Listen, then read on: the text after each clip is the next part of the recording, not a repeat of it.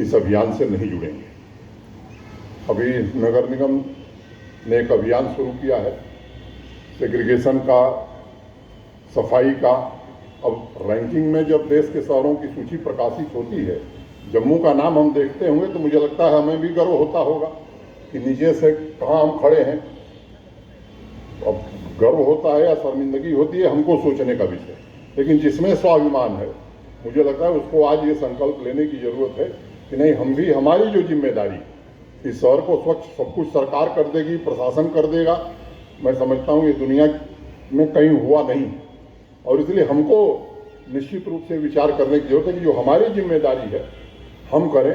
केवल दूसरे पर दोष देना, साहब वो कमिश्नर नहीं कर रही है तो जीडीए के वाइस चेयरमैन नहीं कर रहे हैं तो सारे कर्मचारी ने कहा, ठीक है ये भी सुधरेंगे, लेकिन हम खुद सुधर करके अगर अपना काम करते हैं तो मुझे लगता है कि उनको भी निश्चित रूप से हम प्रेरणा देंगे कि भाई अब हम इस रास्ते पर हैं, आप भी सही रास्ते पर आइए।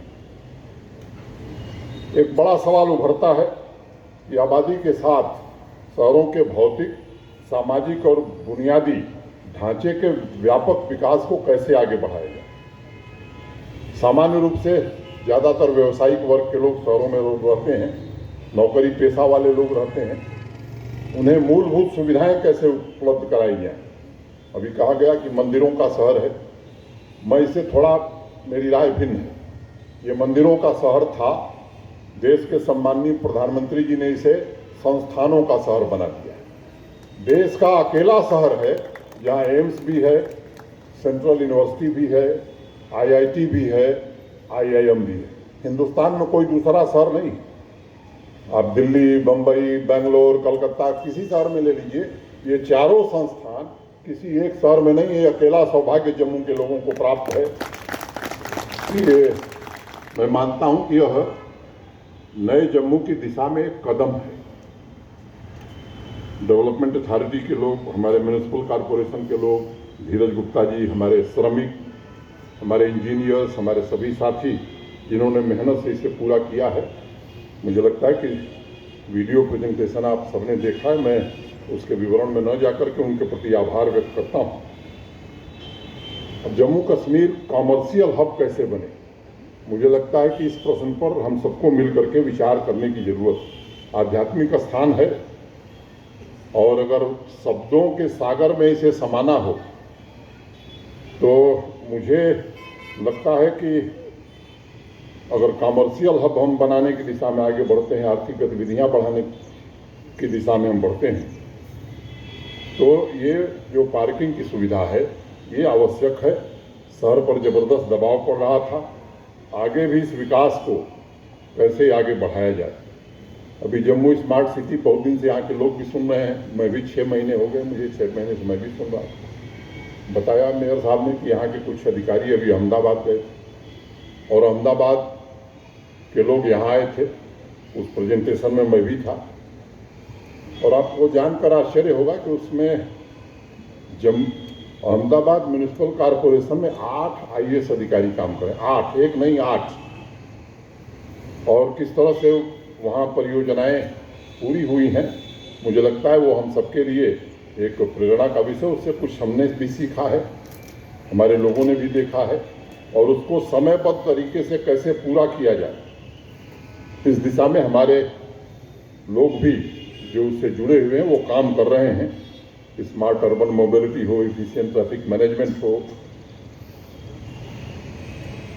अब धीरज जी ने शायद छोड़ दिया 7-8 इलाके, जैसे हरी मार्केट, इंदिरा चौक, रघुनाथ बाजार, सालमार रोड, अभी ये पंचतीर्थी में बंद है। और बताया गया कि अब अगले साल मार्च तक ये पूरी हो जाएंगी। अब आईटी टावर भी बहुत दिन से आप लोग सुन रहे थे, एनबीसीसी वो काम शुरू कर रहा है और 1.5 साल के पहले ही बन जाएगा। इस काम को भी आगे बढ़ाया गया है। इस शहर में तकरीबन 33 प्रमुख मार्ग हैं और उनकी स्थिति क्या होगी। हम चाहते हैं टूरिज्म बहुत फैले और यहाँ आइडिया बहुत है। मैं आपको बताऊं, जो मुझसे मिलता है वो टूरिज्म का देश का सबसे बड़ा एक्सपर्ट होता है, चाहे वो परचून की दुकान करता हो, लेकिन आइडिया इतनी अच्छी है उसके पास। जो आएगा वो पन्ने पर 5 इनोवेटिव आइडिया लेकर आता है। साहब अगर ये हो जाए तो टूरिज्म बढ़ जाएगा। मुझे लगता है कि कोई भी बाहर से आता है तो आपका शहर कैसा है, आपका व्यवहार कैसा है, इसे भी वो देखता है। इस पर भी थोड़ा हमें ध्यान देने की जरूरत है। जम्मू के नए और पुराने शहर के सड़कों की लंबाई देखें तो ये मोटे तौर पर 20 किलोमीटर के आसपास है और इसके लिए प्रशासन ने 4 स्ट्रीट नेटवर्क तैयार किया है और उससे यहाँ आर्थिक व्यवस्था भी ठीक होगी और सामान्य नागरिक के जीवन में भी परिवर्तन आएगा। किसी ने कहा कि बड़े हादसे होने लगे आजकल तेरे शहर में, बड़े हादसे होने लगे आजकल तेरे शहर में, कोई दिल चुरा ले गया और पता ही न चला। रहना साहब कि आपका मन मोह लेगा और आपको खबर भी नहीं होगी, ऐसा लोग कहते हैं। पिछले कुछ महीनों में जो काम हो रहे हैं उनको अगर मैं शब्दों से परिभाषित करूं तो मेयर साहब ने कहा स्विट्जरलैंड, मैं गया नहीं हूं और मैं चाहता ही नहीं हूं कि जम्मू स्विट्जरलैंड बने, माफ़ करिएगा मेयर साहब, लेकिन मैं समझता हूं कि यह शहरी पुनर्जागरण है जम्मू का और उसी को हम अगर पुनर्जागृत कर सके तो ये इस शहर के लिए और शहर के रहने वाले लोगों के लिए अच्छा होगा। मुझे याद है अक्टूबर महीने में बैक टू विलेज के साथ साथ एक माई टाउन माई प्राइड का कार्यक्रम भी हुआ था 2 दिन का। इस जम्मू म्यूनिसिपल कॉरपोरेशन को भी 5 करोड़ रुपए शासन की ओर से दिए गए। कुछ काम हो रहे हैं, इकोसिस्टम कैसे तैयार होगा इस पर विचार उसमें किया गया है, उस दिशा में काम भी हो रहा होगा और अर्बन लोकल बॉडीज को कैसे प्रभावी बनाया जाए, धीरज गुप्ता जी ने उसका विस्तार से जिक्र किया है।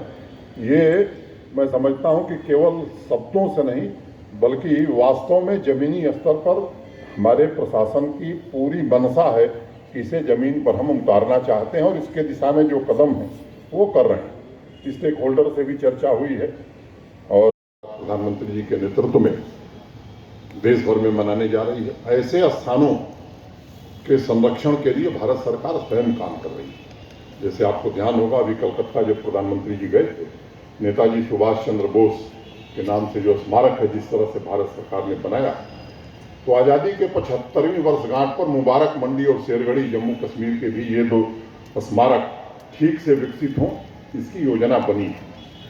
अभी मुकम्मल बन जाएगी तो समय सीमा भी हम आपको बता देंगे कि कब तक ये काम, लेकिन ये ऐसा काम नहीं कि 6 महीने 1 साल में हो जाएगा। ये लंबे समय तक चलने वाला काम है। 6 महीने में कुछ काम होगा, कुछ 1 साल में होगा, कुछ 1.5 साल में होगा, कुछ 2 साल में होगा, लेकिन यहाँ उसके भी विशेषज्ञ बहुत, मुबारक मंडी के भी जानकार बहुत हैं। मुझे समझ में नहीं आता है लेकिन यहाँ हर विषय के जानकार हैं। उसके लिए भी जो लोग आते हैं ऐसी आइडिया लेके आते हैं, मैं दंग रह जाता हूँ कब पढ़े थे। आर्कियोलॉजी के भी एक्सपर्ट हैं, हेरिटेज के भी एक्सपर्ट हैं।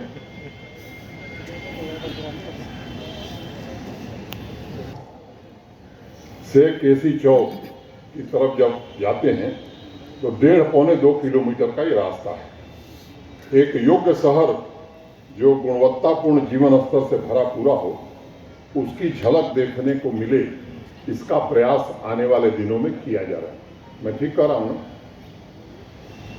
एक रोड का मैंने जिक्र कर दिया ताकि ध्यान में आ जाए। बहुत सारी सड़कें हैं जिनको आने वाले दिनों में ये लोग निर्माण करेंगे।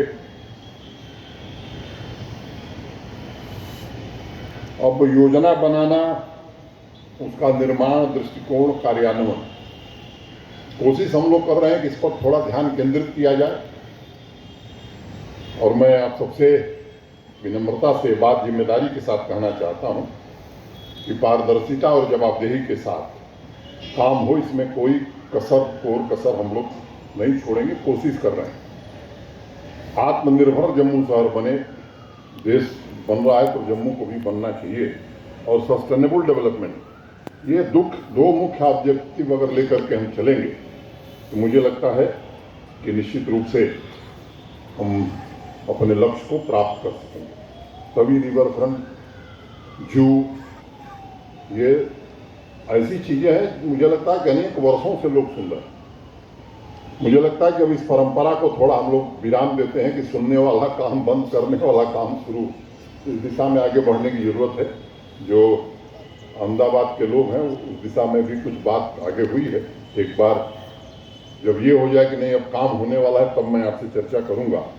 कोशिश हम कर रहे हैं कि जल्द शुरू किया जाए तभी रिवरफ्रंट को भी। हमारे अफसरान भी मौके पर जा करके देखे भी हैं कैसे किया जाएगा, इस पर भी विचार कर रहे हैं। और इकोलॉजिकली सस्टेनेबल डेवलपमेंट कैसे होगा, ये उसमें मुख्य रूप से मैं समझता हूं कि सबसे महत्वपूर्ण विषय है। और ये इसके जानकार मनोज सिन्हा भी नहीं है, धीरज गुप्ता भी नहीं है, न चीफ सेक्रेटरी हैं। जम्मू शहर में बहुत लोग हैं, लेकिन हम खोज रहे हैं दूसरे लोगों को जो वास्तव में इसके एक्सपर्ट हैं और वो उसी दिशा में काम करने की कोशिश हम कर रहे हैं। जो प्रमुख बाजार हैं उनका सौंदर्यीकरण, मेट्रो की चर्चा बहुत दिनों से रही है। मैं आपसे निवेदन करना चाहता हूं कि मोटे तौर पर उस परियोजना को अंतिम चरण में है और यहाँ से स्वीकृत करके भारत सरकार को हम लोग भेज रहे हैं। 23 किलोमीटर जम्मू में और 25 किलोमीटर श्रीनगर में ये मेट्रो अब कागजों में नहीं रहेगी, मूर्त रूप लेगी और लक्ष्य है कि 23 दिसंबर में इसे पूरा कर दिया जाएगा।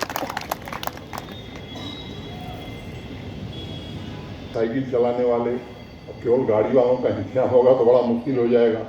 इसका भी इंतजाम म्यूनिसिपल कॉरपोरेशन और नगर विकास और आवास के लोग कर रहे हैं। अधिक सुरक्षित माहौल बनाने की कोशिश हो जा रही है और एक प्रकार की डिजाइन अधिकांश सड़कों की बनाई जा रही है ताकि जो आवे वो उसे समझ सके, दुकानों और मकानों की खूबसूरती भी बढ़ सके। आप सबको ध्यान में है कि प्रधानमंत्री जी के नेतृत्व में भारत सरकार ने एक इंडस्ट्रियल पॉलिसी जम्मू कश्मीर के लिए घोषित की है और मैं उम्मीद करता हूं कि योजना महत्वाकांक्षी है, निवेश भी, कालक भी महत्वाकांक्षी। ऊर्जा और हरित क्षेत्र के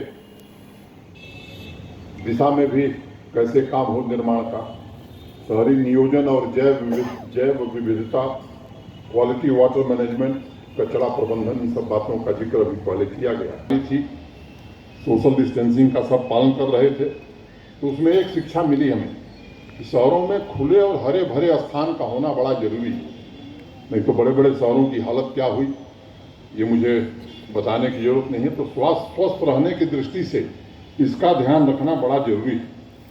इंफ्रास्ट्रक्चर के निर्माण के साथ साथ नागरिकों की भागीदारी कैसे सुनिश्चित की जाए। तमाम राजनीतिक लोग हैं, इसलिए मुझे लगता है कि मुझे चर्चा करनी चाहिए।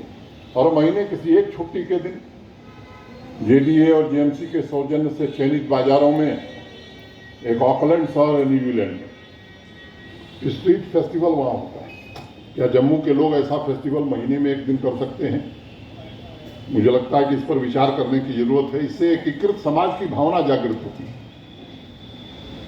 सोशल मीडिया पर हम संदेश दे करके स्वच्छता अभियान अगर जेएमसी चला रही तो क्या हम कह सकते हैं साहब हम भी जुड़े, आइए आप भी जुड़िए। इस तरह के काम अगर हम करते हैं, किसी महीने में एक दिन जो अच्छे पेंटर हैं शहर में फुटपाथ पर बैठ करके क्या पेंटिंग का काम हम अच्छे ढंग से कर सकते हैं। बजाय ज्ञान देने के कि हमारी विरासत बड़ी समृद्ध है, प्रशासन और सरकार को ये करना चाहिए, आइडियाज देने के बजाय थोड़ा अगर हम करेंगे तो मुझे लगता है कि जैसा जम्मू हम सब देखना चाहते हैं उसे हम देख सकें। रहने वाले नागरिक उस शहर को अपना मानते हैं और इंदौर म्यूनिसिपल कॉरपोरेशन से कम काम इंदौर में रहने वाले लोग नहीं करते हैं। जब वो अभियान शुरू हुआ था मुझे लगता है कि उस दिशा में हमें सोचने की जरूरत है। ये 213 करोड़ की लागत से बना है। कमर्शियल कॉम्प्लेक्स अभी शुरू नहीं हुआ है, जल्द ही इसे भी शुरू किया जाएगा। और rain water harvesting, sewer treatment plant, इन सब बातों का भी ध्यान रखा गया है। जो लोग देश विदेश यहाँ घूमने वाले बहुत लोग हैं, हम लोगों को कम अवसर मिलता है। आपने गौर किया होगा कि हर शहर का एक स्लोगन होता है, कोई न कोई नारा। जैसे हमारे यहाँ कानपुर शहर, वहाँ मुख्य बाजार में दुकान भी चलती है तो दुकान पर एक नारा लिखा रहता है। एक वहाँ लड्डू वाला है, उसका नाम है ठग्गू के लड्डू। और नारा लिखा है कि ऐसा कोई सगा नहीं जिसको हमने ठगा नहीं। ऐसे ही अनेक शहरों के नारे हैं, जैसे जम्मू सिटी ऑफ टेम्पल्स, जैसे न्यूयॉर्क में लिखा है द सिटी दैट नेवर स्लीप्स। ऐसे ही अनेक शहरों में ये हमारी पहचान कैसे मिल सकती है, इसे हम कैसे जीवंत रख सकते हैं। और मुझसे अगर कोई पूछे कि जम्मू शहर के लिए क्या नारा होगा, तो मेरे हिसाब से द सिटी ऑफ ब्लिस, ये मैं नारा इसके लिए दूंगा, या मैं कहूँगा कि the eternal spiritual city on the earth. Kashi की तरह जम्मू भी मैं समझता हूँ भावना से जुड़ा हुआ शहर है। यह मेरी अपनी भावना है। मैं आप सभी का, जेडीए के लोगों का, नगर के प्रबुद्ध लोगों का हृदय से आभार व्यक्त करता हूँ। और अंत में दो पंक्तियों के साथ कि छूकर निकलती है जो हवाएं तेरे चेहरे को, छूकर निकलती हैं जो हवाएं तेरे चेहरे को, सारे शहर का मौसम गुलाबी हो जाता है। मैं उम्मीद करता हूँ कि आने वाले समय में बसंत ऋतु आई है, मौसम गुलाबी हो रहा है, तो हम भी गुलाबी हों, इस नगर को भी गुलाबी बनाने में अपना योगदान करें। इतना ही निवेदन करते हुए मैं आप सबके प्रति हृदय से कृतज्ञता ज्ञापित करते हुए अपनी बात यहीं पूरी करता हूँ। ये प्रसन्नता का विषय है कि 2021 में जो परियोजना यहाँ प्रारंभ की गई थी, उसे धीरज गुप्ता जी ने आज पूरा कर दिया है। मैं सोच रहा था और मुझे जो बताया गया कि पिछले 2-2.5 वर्षों में ही मुख्य रूप से काम हुआ है। अगर सामान्य रूप से आप जम्मू कश्मीर के बजट को देखें तो मोटा मोटी 1 लाख करोड़ रुपए का बजट है, जो पिछले साल देश की संसद ने पारित किया। इस साल थोड़ा बढ़ गया है। उसके पहले 90,000 करोड़ रुपए। जब दूसरे राज्यों को हम देखते हैं और उनसे तुलना करते हैं, मैं इसलिए कहना चाहता हूं, बड़े जिम्मेदार लोग हैं, वो इस बात को आसानी से, मुझे लगता है 20 करोड़ रुपए, आबादी 12 करोड़, और ये कोई 2-3 साल में नहीं हुआ। ये आज़ादी के बाद से ही अगर बाकी राज्यों की तुलना में जम्मू कश्मीर के बजट को देखेंगे तो 5 गुना 6 गुना बजट यहाँ मिलता रहा। अगर सरकारी कर्मचारियों को, गवर्नमेंट एम्प्लॉइज को हम देखें तो बिहार में 3.5 लाख, जम्मू कश्मीर में लगभग 5 लाख। अगर दूसरी तरफ निगाह ले जाते हैं तो रोज धरना कि हम 3,000 पर हैं, कई साल से हैं, लिख के दिया गया कि 7 साल बाद अस्थायी कर दिए जाएंगे। हम गरीब हैं, हम पढ़े लिखे हैं। मुझे लगता है कि अब वो समय आ गया है कि देश के बाकी राज्य जिस तरह से गुड गवर्नेंस के आधार पर चलते हैं, उस आधार पर जम्मू कश्मीर को भी चलना चाहिए। सामान्य रूप से आप देखें देश के दूसरे राज्यों में, मैं उत्तर प्रदेश, बिहार, मध्य प्रदेश या नॉर्थ ईस्ट के प्रदेशों की अगर बात करूं तो ये कोई गुजरात, महाराष्ट्र, कर्नाटक की तरह विकसित राज्य नहीं थे, ये भी पिछड़े हुए राज्य थे। लेकिन मैं भी गांव से आता हूं, अब वहां गांव को सड़क से जोड़ना ये समस्या नहीं रह गई।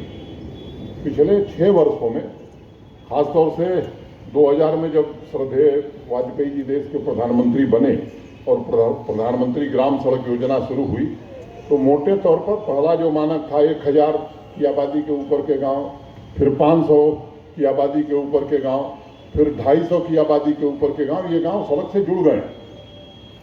सामान्य रूप से यूपी, बिहार जैसे राज्यों में भी गांव में 20 घंटे 22 घंटे बिजली रह रही। यहाँ आने के बाद योजना बनानी पड़ी है कि कैसे यहाँ के हर गांव को सड़क से जोड़ा जाए, हर गांव तक बिजली कैसे पहुंचाई जाए। मुझे लगता है कि मैं इसलिए कह रहा हूं कि जरा मीडिया के भी साथी हैं, रोज अच्छी अच्छी खबरें भी लिखते हैं और प्रबुद्ध लोग भी हैं जम्मू नगर के, इनको विचार करने की जरूरत है कि आखिर ये जो एक सभ्य समाज की न्यूनतम नागरिक आवश्यकता है, बजट इतना बड़ा होने के बावजूद भी हम प्राप्त नहीं कर सके। इसमें मैं किसी को दोष नहीं देता और मैं ये कहना चाहता हूं कि हमने इसकी कार्य योजना हम सबने बनाई है और खुलेआम खुले तौर पर कहना चाहता हूं कि ये 3 वर्ष में अब कोई गांव नहीं होगा जहां सड़क नहीं होगी। बिजली भी 24/7 क्वालिटी पावर मिले, इसकी योजना हम सबने बनाई है। लेकिन हमारी दिक्कत क्या है? हमारी दिक्कत यह है कि अगर यहाँ पार्किंग बन भी जाए तो जम्मू के दूसरे हिस्से वाले लोग कहेंगे कि साहब यहाँ बन गया तो क्या वो हमारा क्या होगा। सब कुछ एक ही साथ चाहते हैं, ये मानव स्वभाव है। भगत सिंह पैदा होना चाहिए मेरे घर में नहीं तो पड़ोसी के घर में, ये मानव स्वभाव, इसमें कोई। तो मैंने थोड़ा विषय से हट कर ये बात कही। मैं उन तमाम लोगों को जिन लोगों ने इस परियोजना को पूरा करने में अपना योगदान दिया है, मैं उनके प्रति हृदय से आभार व्यक्त करता हूं और उम्मीद करता हूं कि और भी जो परियोजनाएं हैं जिनका जिक्र अभी धीरज गुप्ता जी ने किया है, मैं थोड़ा बहुत जिक्र करूंगा, उसके विवरण में मैं नहीं जाना चाहता हूं, वो भी आगे समय से पूरा हों। अगर मोटे तौर पर जनसंख्या को आप देखें तो 32-33% लोग शहरों में रहते हैं और जो अनुमान है कि आने वाले दिनों में 8-9 सालों में यह संख्या 41-42% होने वाली। अगर सकल घरेलू उत्पाद को देखें तो उसमें नगरीय क्षेत्रों का, मैंने शहरों का 63% योगदान है और एक आकलन है कि 9-10 साल बाद ये योगदान 75% होने वाला है। जब ऐसी परिस्थिति है तो फिर नगर कैसे होने चाहिए? मुझे लगता है कि ये केवल नगर विकास का विभाग या आवास का विकास का विभाग, जीडीए या म्युनिसिपल कॉरपोरेशन या मेयर, डिप्टी मेयर और कॉरपोरेटर, मुझे लगता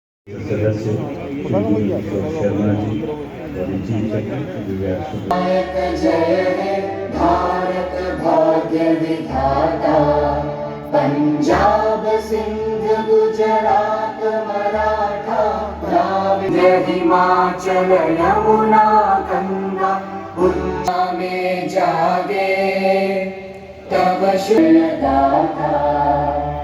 जन गण मंगलदायक जय हे भारत भाग्य विधाता, जय हे जय हे जय हे।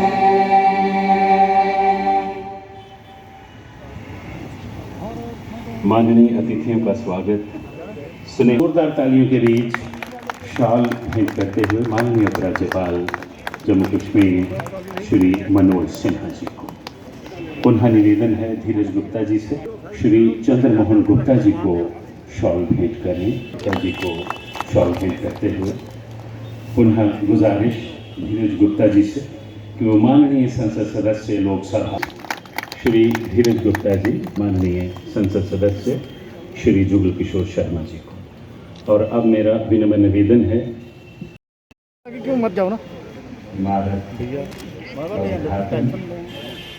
भैया, मुख्य बस स्टैंड, बहुमंजिला पार्किंग बाजी बाजी बाजी होने जा रहा है। क्या बनाना क्या करना फिर ना सर